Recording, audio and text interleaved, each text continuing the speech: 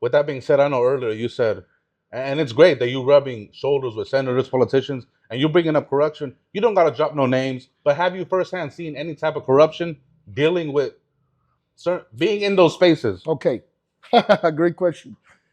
Uh, I haven't seen it firsthand, but I can explain to you how it works because I've seen it in the works. I haven't been there to witness it, but let me explain. Have you ever heard that war is good for America or good for the economy? Have you ever heard that before? As a defensive mechanism, right?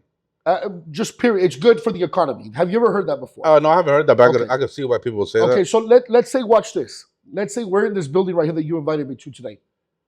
Let's say that I am part of the city council, okay?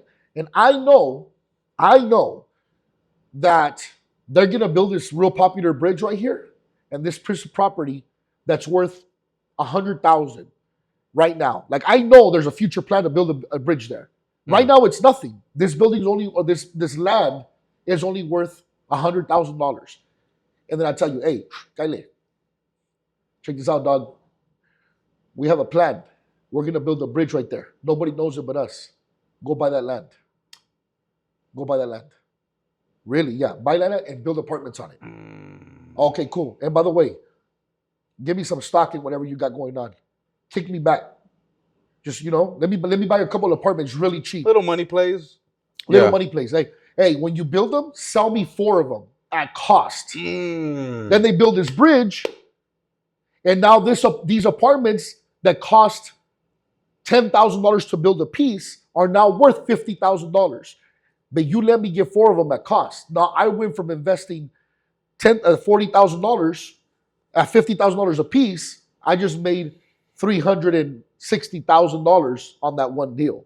So the corruption is not direct. It's side businesses. Right. Hey, they're developing over here. Buy the land next to it. Hey, they're doing this. Buy this. Hey, we're getting ready to throw out a contract on concrete. It's going to be a $50 million project. Hey, give me like 3% of your stocks. Let me buy your stock right now that it's worth $20 a share. So when that stock skyrockets, what happens? I didn't get directly money from that transaction. I got money on the back end. Right. I see. That's the way corruption's happening. Yes, I've seen that happen. Yes, and I've been part of those conversations. Well, hey, buy this over here, buy that over there, because we're getting ready to build this, this, and this.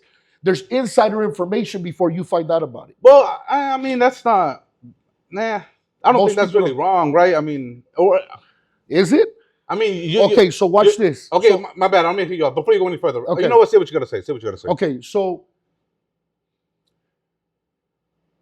if you know that a property is going to go up 50x, and you don't tell the public about it, but you tell your homie about it.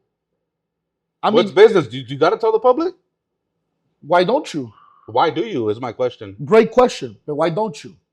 Because you're trying to make money. Okay, like any other businessman. So if you always just tell your homies about where the next explosion is going to be, who's going to win? Okay, boom, thank you. Because I want to get into that, right? So I recently found out today that Gavin Newsom actually announced that he was going to provide public housing in Palisades for the people who don't know, where the fires burned down pretty much the entire area.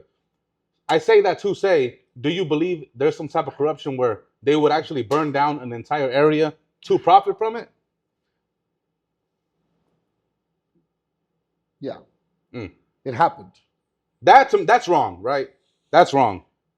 But I don't think it's wrong. I understand what you're saying. I don't think it's wrong to just predict, hey, the money's going to go up in this area in X amount of years. I can understand what you're saying. Yeah. But are you giving the public a fair shot of creating wealth? No, of course not. Of course not. So one of those things that my mom would tell me, no hagas cosas buenas que parezcan malas.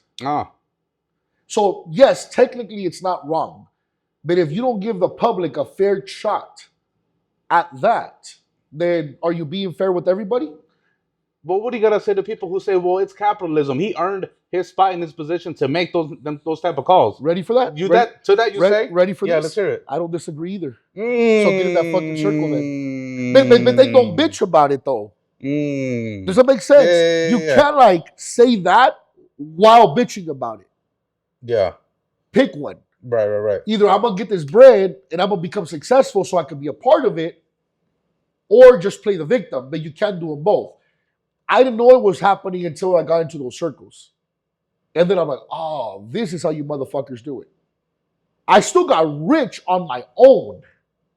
But then I understood what wealth, how the wealth was being created. One thing is to get rich. It's a whole thing to become wealthy. Right. To become wealthy, you have to know the right people. And I'm the most stern, work hard, bust your ass type of guy you're ever going to meet. But I also understand, because I've seen it, that to become really wealthy, you gotta know the right people, because they have the power plays behind the scenes that the public don't know about. It's a mafia. Right. And you gotta get made. And you gotta get made by becoming rich first. So that's the way you go about it. For the people inquiring, right? How did Ricardo Aguilar get into these circles? So I'm gonna tell you something right now that's not very popular. Okay? Rich people don't give a fuck what skin color you have. I agree. That's a broke person mentality, dog. Because the way I'm looking at it is this: if I'm gonna open up a business, all the money's green. They don't. I'm 80% of my. If I take off my shirt right now, dog, 80% of my body's tattooed. The only reason I don't do past because I'm sleeved up to here and here and here. The only reason I don't do my neck and my hands, just to pretty much fucking complete the project, is because I sit in front of people like this. Yeah, of course. But if it was up to me, I'd be tatted up my throat and everything. But if I take off my shirt, 80% of my body's tattooed. And I've sat there with some of the most powerful people in some cases in Paris, especially in the world. And what ends up happening, dog, is that these fools don't give a fuck if you're Arab, if you're black, if you're Muslim, if you're Christian, if you're Jewish, if you're Mexican. If you got bread, you're part of that. You're part of that crew. This whole race thing, this whole ICE, they're targeting us. It's made to divide, but they really don't give a fuck. They don't care what skin color. This whole white nationalist, white supremacy, dog, that's broke conversations. As a matter of fact, KKK members were all broke. They were all poor. Is that a fact? That's a fact. White supremacists were all broke. They were all poor. Nobody gives a fuck about that shit. The rich guys don't give a fuck about it. You got bread, they don't care what your skin color is. And the only people that will agree with me in your comments or your followers are people that are part of those circles, because I've been part of them. So don't tell me how they think. When I've been in conversations, I'm not saying you. Right. But you haven't been a part.